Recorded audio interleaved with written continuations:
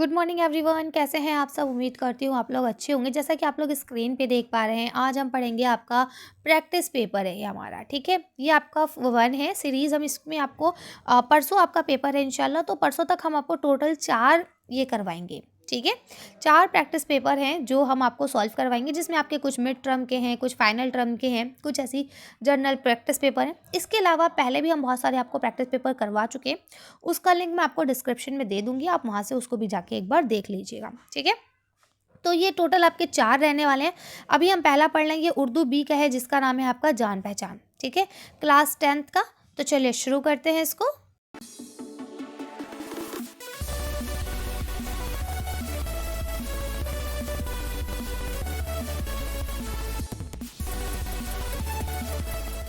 अब देखिए, यहाँ पे आपको रोल नंबर वगैरह लिखने का सब जगह दी गई है ना। यहाँ पे कुछ आपको कहते हैं ना, हिदायतें दी गई हैं कि आपके सवाल जो हैं वो सब देख लीजिए कि इसमें सारे पेज सही हैं या नहीं है, सवालात की तादाद ठीक है या नहीं है। ये सारी आपको आम हिदायत है जो आपको देखनी है और पढ़ लेना है। इसके बाद देखिए, ये आप देख पा रहे हैं, ये हमारा कोर्स बी है उर्दू का। ठीक है, 3 घंटे का आपका टाइम रहेगा, 80 मिनट का आपका ये पेपर होगा। तो चलिए इसे हम लोग देख लेते हैं कि इसमें क्या क्या है। यहाँ पे आपको फिर से कुछ हिदायत दी गई है, जिसमें आपको बताया है कि 1 से 2 सवाल हैं, फिर 3 से 6 सवाल हैं, फिर हिस्सा जीम में 7 से 8 हैं, और फिर हिस्सा दाल में आपके 9 से 12 सवाल हैं। ठीक है, तो ये देखिए, पहला जो आपका सवाल है, ये आपका इक़्तिबास का है, जिसमें आपको रीडिंग करनी है। तो देखिए, लिखते हैं, डॉक्टर अम्बेडकर ने मुल्क से छुआछात और जात पात की तफरीक मिटाने के लिए कोशिश शुरू कर दी थी। छूत-छात की इस लानत ने मुल्क को काफ़ी नुकसान पहुंचाया था। इसकी वजह से मुल्क का एक बड़ा तबका गुर्बत और जहालत का शिकार रहा। अम्बेडकर ने अपने जैसे कमज़ोर इंसानों पर होने वाले जुल्म और नाइंसाफ़ियों के ख़िलाफ़ आवाज़ उठाई। तो आप देख पा रहे हैं, ये आपका एक इक़्तिबास है जो अम्बेडकर साहब के ऊपर है कि उन्होंने क्या क्या किया। ठीक है, अब आपको क्या करना है, इस इक़्तिबास को अच्छे से पढ़ना है। मैं आपको रीड करके सुना रही हूँ, और उसके बाद यहाँ जो क्वेश्चंस हैं इनके आपको आंसर देने हैं। ठीक है, तो चलिए हम लोग पढ़ते हैं। तो देखिए, लिखते हैं, आवाज़ उठाई थी उन्होंने, गांव-गांव और शहर-शहर जाकर लोगों को बेदार किया था कि भाई ये चीज़ गलत है, इसको आप बर्दाश्त मत कीजिए।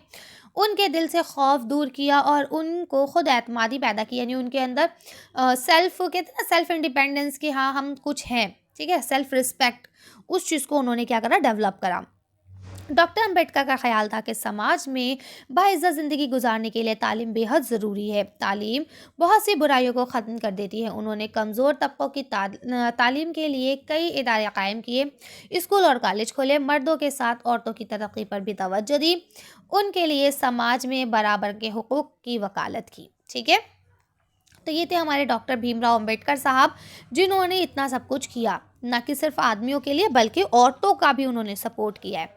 तो देखिए, पहला सवाल आपका बनता है कि डॉक्टर अंबेडकर ने किस काम को करने की कोशिश की थी। तो यहाँ देखिए, आपको यहाँ लिखा है कि उन्होंने छुआछूत को मिटाने की कोशिश की थी। तो ये आपका आंसर हो गया पहले का। ठीक है, देखिए, मैं यहाँ पे आपको बेटा आंसर डिस्कस करूँगी, और जहाँ ज़रूरत होगी वहाँ पे आपको लिख के बताऊँगी।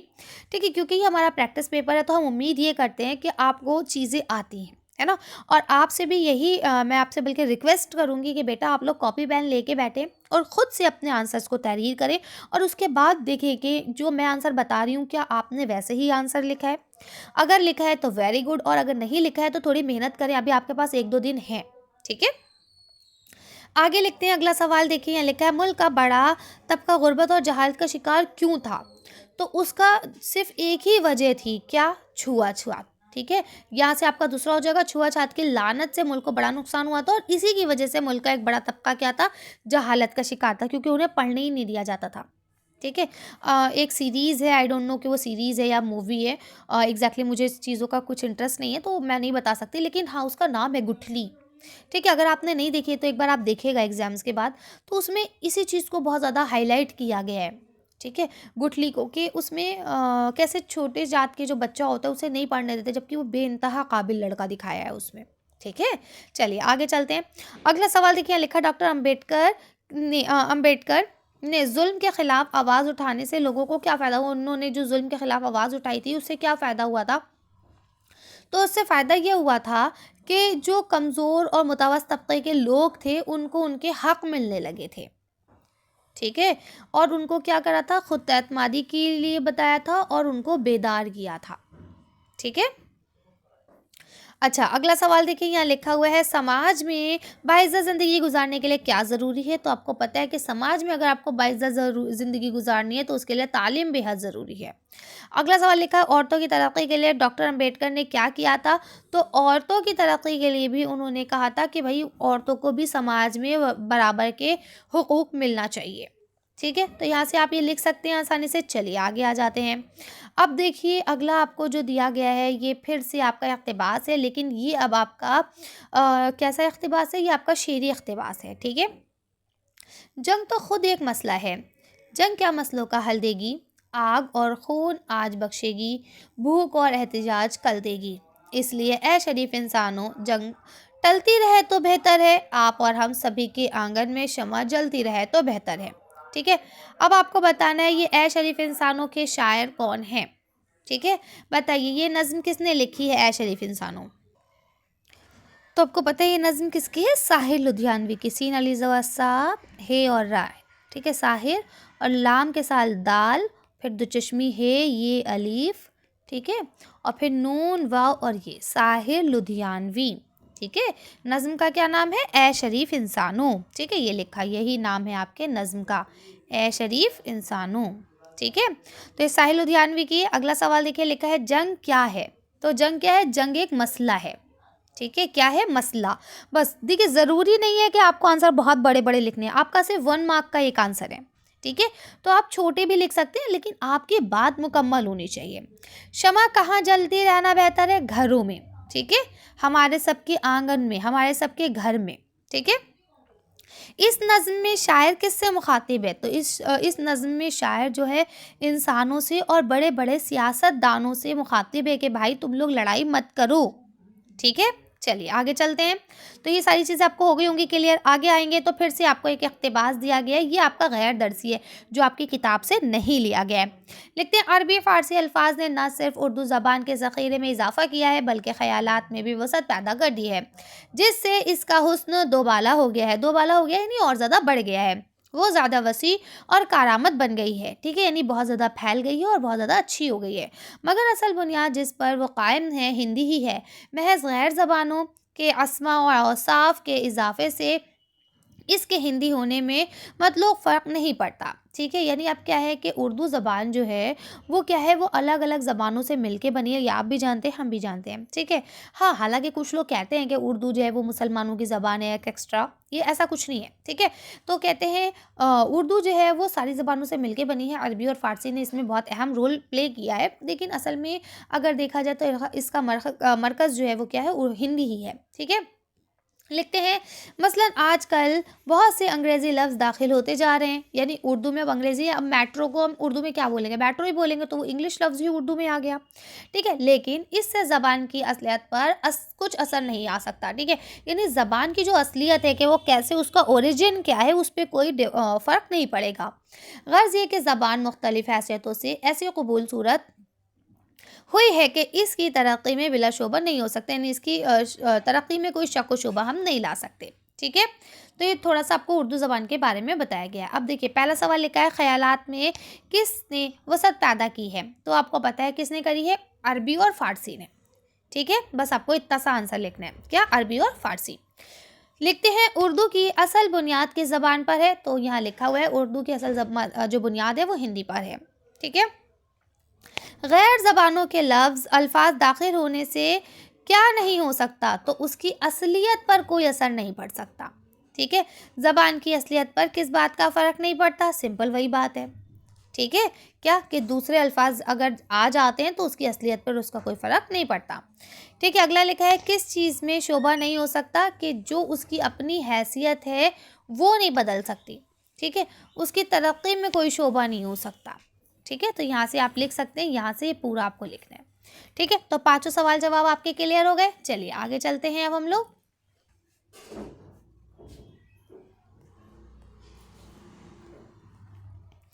अब देखिए यहाँ पे फिर से आपको अब एक वो आपका दरसी इक़्तिबास थे 2, अब ये आपके 2 गैर दरसी हैं, ठीक है।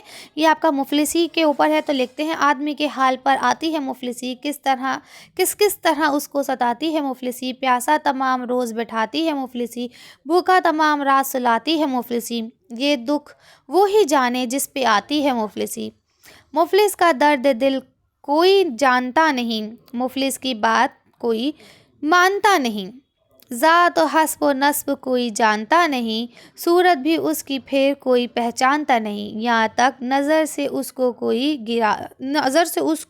गिराती है मुफलिसी। मुफलिसी असल में बेटा किसे कहते हैं? मुफलिसी के मायने होते हैं गरीब के, ठीक है, जो इंसान क्या है, गरीब है, ठीक। तो अब आपका पहला सवाल देखिए, लिखते हैं यहाँ पे आपको, अगर मैं पहले आपको इसको एक्सप्लेन कर दूँ तो कहते हैं कि आदमी के हाल पर, जब इंसान के हाल पर गरीबी आ जाती है, और गरीबी सिर्फ पैसे की नहीं होती है बेटा, गरीबी अलग अलग चीज़ की होती है। कई बार इंसान फेल हो जाता है तो टीचर्स उसको नज़र से गिरा देते हैं, है ना, उसकी इंपॉर्टेंस कम हो जाती है टीचर की नज़रों में, तो वो भी क्या है, वो भी मुफलिसी है, किसकी? नंबरों की मुफलिसी, है ना। तो इस तरह से मुफलिसी अलग अलग तरह की हो सकती है। यहाँ पे पैसों की ही बात हुई है, तो कहते हैं कैसे उसको बेचारी सताती है मुफलिसी, जब गरीबी आती है तो उसके ऊपर तमाम तरह के अज़ाब बेनाजिल होने लगते हैं, है ना।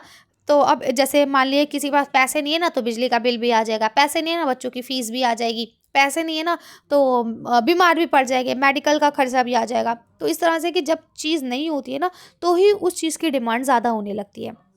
तो कहते हैं प्यासा भी सुलाती है, भूखा भी सुलाती है, ठीक है। बस गरीबी वो ही जानता है जिसके ऊपर आती है, ठीक है। जब कोई इंसान गरीब हो जाता है ना, तो उसका दर्द दिल भी कोई नहीं जानता, कोई नहीं पूछता, कहता अरे ये तो गरीब है, ये तो रोता ही रहेगा, है ना। उसकी बात भी कोई नहीं सुनता, वो चोर नहीं है तब भी उसे लोग चोर से ठहरा देंगे, वो सच बोल रहा है तब भी लोग उसे गलत समझेंगे, क्योंकि वो गरीब है, ठीक है। उसकी हस्ब नस्ब यानी उसका पिछला बैकग्राउंड क्या था, वो किस खानदान से बिलोंग करता है, ये चीज़ भी कोई नहीं यकीन करेगा, ठीक है। इसी चीज़ को बताया कि फिर उसकी सूरत भी बेचारे की क्या हो जाती है। जो गरीब होते हैं, आपने देखा होगा, बहुत जल्दी बूढ़े हो जाते हैं, है ना। जो अमीर होते हैं वो इतनी जल्दी बूढ़े नहीं होते, क्यों? क्योंकि वो अपना बहुत अच्छे से केयर करते हैं, खाना पीना, एक्सरसाइज, वर्कआउट सब कुछ करते हैं, ठीक है। तो यही कहते हैं कि सारी चीज़ें किसके ऊपर डिपेंड करती है? पैसे पे। तो देखिए यहाँ लिखा है मुफलिसी के माने गुर्बत है, ठीक है। ये लफ्ज़ इक़्तिबास में कितनी मरतबा आया है? तो अब आप गिन लीजिए ज़रा, मुफलिसी कितनी बार आया है। तो देखिए 1 2 3 4 5 6 7, ठीक है। इसके बाद आपका ये देखिए 8, ठीक है। तो टोटल कितनी बार आया है? 8 बार, ठीक है। मुफलिसी या मुफलिस एक ही बात है, तो आपको कंफ्यूज नहीं होना है, ठीक है। आप अगर चाहें तो ऐसे भी लिख सकते हैं कि भाई मुफलिसी जो है वो 6 बार आया है और मुफलिस जो है वो 2 बार आया है, इस तरह से कुल 8 बार आया है, ठीक है। कोई परेशानी नहीं है, वैसे इस पे आंसर इसका 8 ही कंसिडर किया गया है।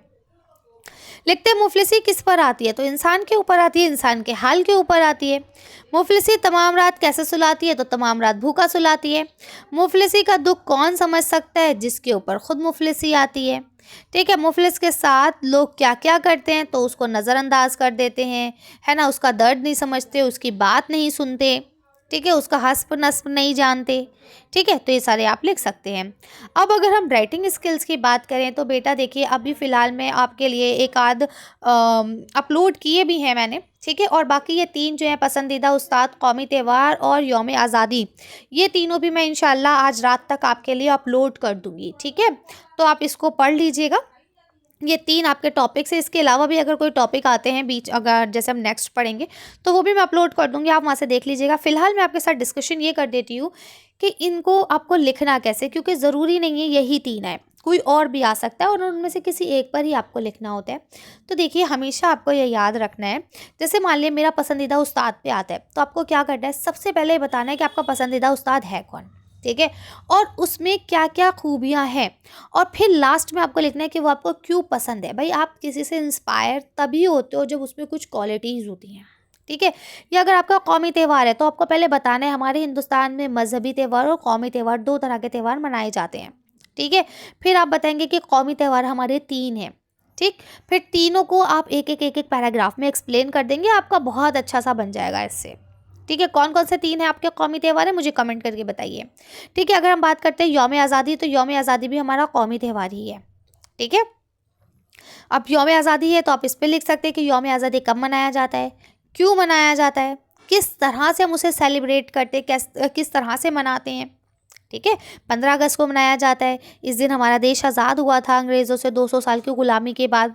ठीक है, 1947 में हम आज़ाद हुए थे। लेकिन क्या है, अब उस दिन से 15 अगस्त को हर रात हर दिन हम इसको क्या करते हैं, सेलिब्रेट करते हैं। ठीक है, जो आपकी कैपिटल यानी हमारी दिल्ली है, यहाँ पे 15 अगस्त की छुट्टी रहती है। और अदर स्टेट्स में अगर आप जाते हैं तो 15 अगस्त को सेलिब्रेशन होता है। ठीक है, तो ये मैं आपको सारे करवा दूंगी इंशाल्लाह। अच्छा, अब अगर हम बात करते हैं ख़त वगैरह की, तो यहाँ पे देखिए 2 आपको दिए गए। एक आपको दरख्वास्त है। देखिए, प्रिंसिपल से आपकी 3 तरह की जो एप्लीकेशंस है वो सबसे ज़्यादा इंपॉर्टेंट है और बार बार वही पूछी जा रही हैं। नंबर 1 सेक्शन तब्दील कराने की, नंबर 2 फीस माफ़ कराने की और नंबर 3 छुट्टी की। शादी में जाना है, इसके लिए छुट्टी चाहिए। ये तीनों एप्लीकेशंस वैसे हमारे चैनल पर अपलोड हैं और फिर से मैं एक बार और अपलोड कर दूंगी नए पैटर्न के साथ। ठीक है, तो आप लोग हमारे चैनल पर बने रहे। 2 दिन आपके पास है, 2 दिन में अच्छे से मेहनत कर लें, आपका पेपर इंशाल्लाह बहुत अच्छा जाएगा। ठीक है, लेकिन ईमानदारी के साथ पढ़ाई करें 2 दिन। ठीक है, रही बात ख़त की, तो देखिए आप जब इसे ही कर लेंगे तो इसमें दिमाग मारने की ज़रूरत नहीं है, लेकिन मैं ये भी आपको करवा दूंगी। ठीक है, क्योंकि ऑप्शन में रहता है तो बढ़िया है, कर लीजिएगा। अच्छा, अब हमें आपको देखिए यहाँ लिखा है सैयद एहतिशाम हुसैन के बारे में आपको नोट लिखना है या रज़िया सुल्तान सबक का खुलासा। जब यहाँ पे और या लिखना होता है तो इन दोनों में से कोई एक करना है। ये 5 मार्क्स का है, तकरीबन आपको 1 पेज पे ये लिखना है। ठीक है, ये सब मैं आपको पढ़ा चुकी हूँ, लिंक मैंने डिस्क्रिप्शन में दे दिए हैं, आप वहाँ से जाके देख लीजिए। ठीक है, कमेंट बॉक्स में भी लिंक है, ये सब आप वहाँ से देख लीजिएगा। वन शॉट रिवीजन में ये सब मैंने सिखाया है आपको कि किस तरह से आपको लिखना है किसी भी शायर के बारे में या अदीब के बारे में, या सबक का खुलासा कैसे करना है। यहाँ पे भी अगर आप देखें तो अल्लामा इकबाल की शायरी या नज़्म नेकी और बदी पे ही आपको काम करना है। ठीक है, तो इन दोनों में से कोई एक करना है। ये सारी चीज़ें जब मैंने इंपॉर्टेंट पोइट और इम्पॉर्टेंट अदीब करवाए हैं, उसी में ही ये आपको दोनों मैंने करवा दिए हैं। ठीक है, और नज़्म का खुलासा, नज़्म का मरकज़ी ख़याल या नज़्म हमें क्या पैगाम देना चाहती है, वो सब ऑलमोस्ट सेम ही चीज़ होती है। अगर हम बात करते हैं नेकी और बदी, तो नेकी और बदी जो नज़्म है वो हमें यही बताती है कि जो इंसान जैसा करता है उसको वैसा ही मिलता है। तो अगर आपसे पूछा जाए क्या पैगाम देती है, इसका क्या मरकज़ी ख़याल है, या शायर हमसे क्या कहना चाह रहा है, सब में आंसर आपको एक ही लिखना है। क्या? कि इंसान जिस तरह से काम करता है बदला उसको वैसा ही मिलता है। अगर आप किसी के साथ अच्छे काम करोगे तो आपको अच्छाई बदले में मिलेगी, और अगर आप किसी के साथ बुरे काम करते हैं तो आपको बदले में बुराई ही मिलेगी। ठीक है, अगर इंसान किसी के लिए गड्ढा खोदता है तो ज़रूरी नहीं है कि वो शख्स उसमें गिरे, कई बार ऐसा होता है कि आप खुद उसी गड्ढे में गिर जाते हैं। ठीक है, चलिए आगे आते हैं। अब यहाँ पे आपको एमसीक्यू मिले हैं, 8 एमसीक्यू हैं, सारे 2-2 नंबर के हैं, तो आपके 16 नंबर बनते हैं। अब फेल किसे कहा जाता है? ठीक, तो अब आपको बताना है फेल। फेल मतलब होता है वर्ब। फेल किसे कहते हैं? वर्ब को। हिंदी में क्या हो गया आपका? क्रिया। तो अब बताइए ज़रा मुझे, क्रिया किसे कहते हैं या वर्ब किसे कहते हैं? तो आपको पता है, वो लफ्ज़ जिससे किसी काम का करना या होना ज़ाहिर हो वो क्या कहलाता है? फेल कहलाता है। ठीक है, ये ऑप्शन सही हो गया। अगले पे आ जाइए, यहाँ क्या लिखा हुआ है? वो फेल जिससे मौजूदा ज़माने में काम होना ज़ाहिर हो क्या कहलाता है? अब आपको पता है ज़माने के लिहाज से फ़ेल की 3 किस्में होती हैं। फ़ेल माजी यानी जो पास्ट में हुआ है, फ़ेल माजी किसे कहते हैं? पास्ट। फ़ेल हाल किसे कहते हैं? प्रेजेंट। ठीक है, और फ़ेल मुस्तकबिल किसे कहते हैं? फ्यूचर। ठीक है, अब बताइए जब प्रेजेंट में काम हो रहा है, मौजूदा ज़माना यानी प्रेजेंट, तो क्या हो गया? फ़ेल हाल। ठीक है, अगर कहते हैं गुजरे हुए ज़माने में कि मैं कल पेपर दी आई थी, मेरा कल का पेपर बहुत अच्छा गया था, तो फ़ेल माजी। मैं कल पेपर देने जाऊंगी, मेरा परसों प्री बोर्ड है। ठीक है, 12 तारीख को मेरा प्री बोर्ड है उर्दू का, तो ये क्या है? ये मुस्तकबिल है। ठीक है, फ़ेल नाक़िस अलग किस्म है फ़ेल की, वो इसमें इंक्लूड नहीं होती है। ठीक है, अब देखिए यहाँ लफ्ज़ लिखा है रहम दिल का मुतज़ाद। देखिए मुतज़ाद लिखा हो, ठीक है, ज़िद लिखी हुई हो या तज़ाद लिखा हुआ हो, ये सारे मतलब एक ही होते हैं। सबका मतलब क्या होता है? उल्टे, विलोम, अपोजिट, एंटोनियम्स। ठीक है, तो रहम दिल कहते हैं जो बहुत नरम दिल है। ठीक है, तो नरम दिल का क्या हो जाएगा? संग दिल, जिसका दिल बहुत क्या है? पत्थर का है। ठीक, तंग दिल नहीं होगा, शोख दिल नहीं होगा और बेदिल नहीं होगा। बेदिल तो इंसान हो ही नहीं सकता भाई। ठीक, तो इसका सही आंसर क्या हो गया आपका? संग दिल।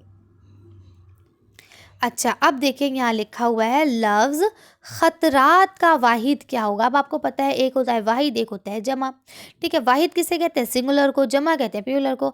अब आप यहाँ देख पा रहे हैं जब यहाँ खतरात लिखा है तो ज़ाहिर-सी बात है ये खतरे से ही बना होगा।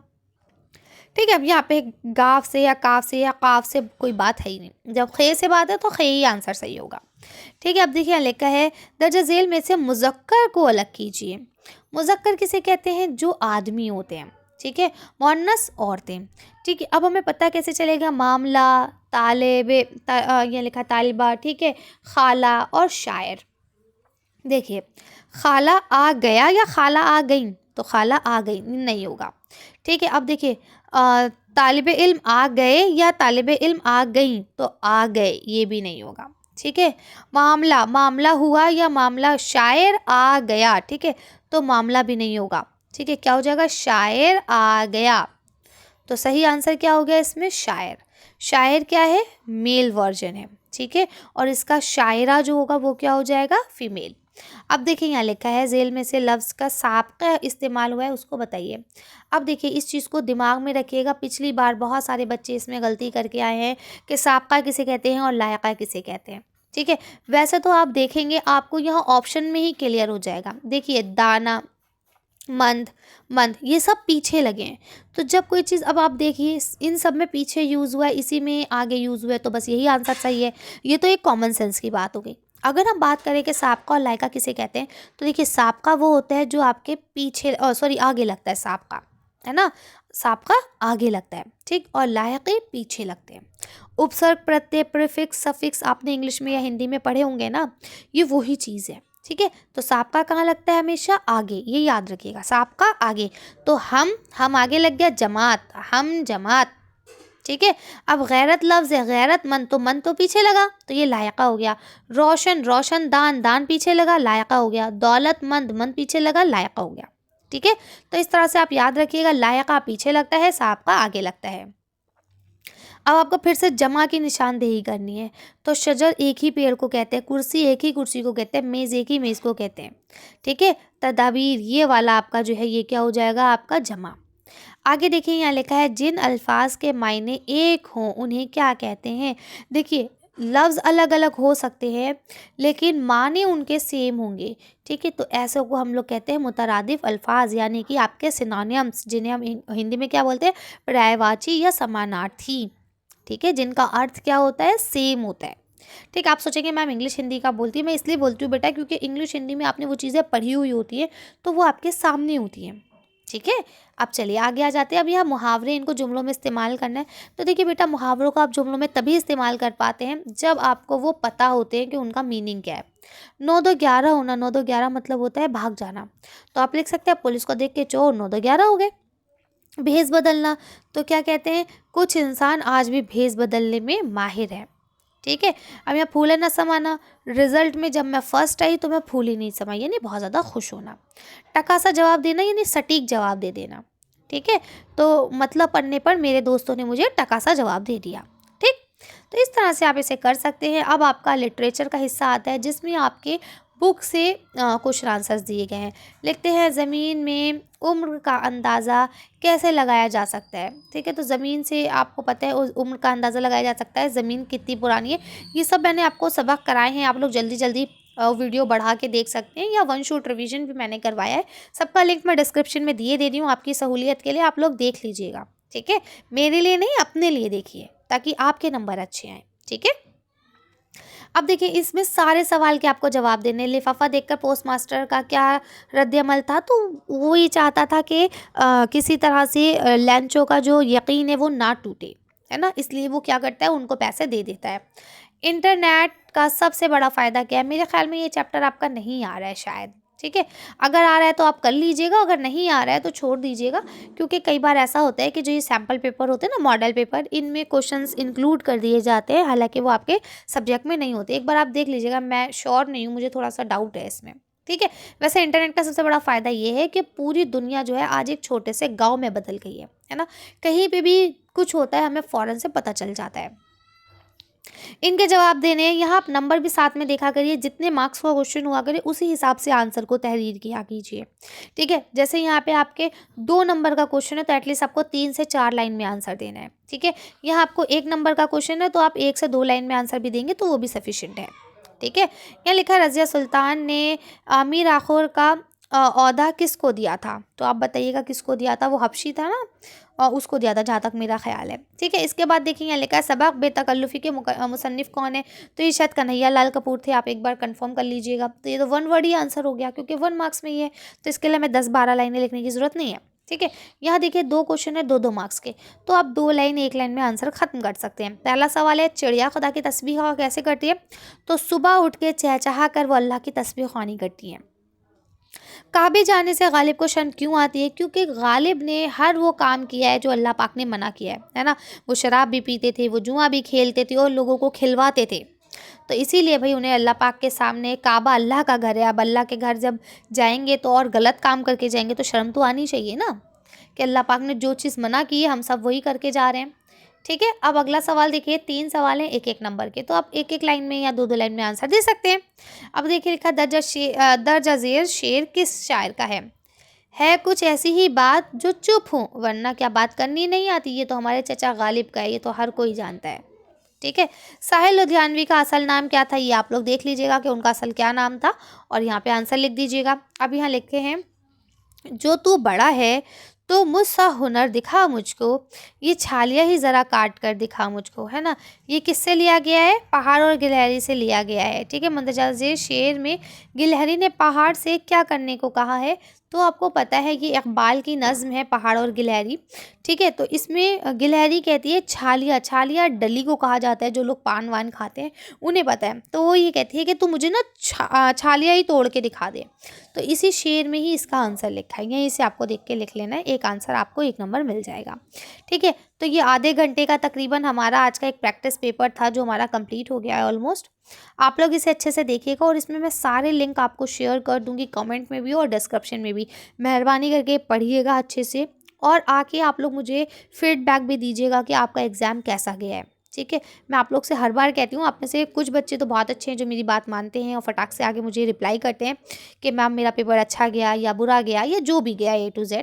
ठीक है, तो मुझे आप लोग दीजिएगा, मैं आपके जवाब का मुंतज़र रहूँगी। ठीक है, चलिए तो आज की वीडियो को हम यही ख़त्म करते हैं। मेरी तरफ से आप सबको ऑल द बेस्ट, अच्छे से पेपर कीजिएगा। ठीक है, डरना नहीं होता है, क्वेश्चन को 1-2 बार पढ़िए, आपको खुद समझ में आ जाएगा कि क्वेश्चन हमसे क्या कहना चाह रहे हैं। ठीक है, चलिए तो अब नेक्स्ट प्रैक्टिस सेट में मिलते हैं, तब तक के लिए अच्छे से तैयारी कीजिए। Thank you for watching.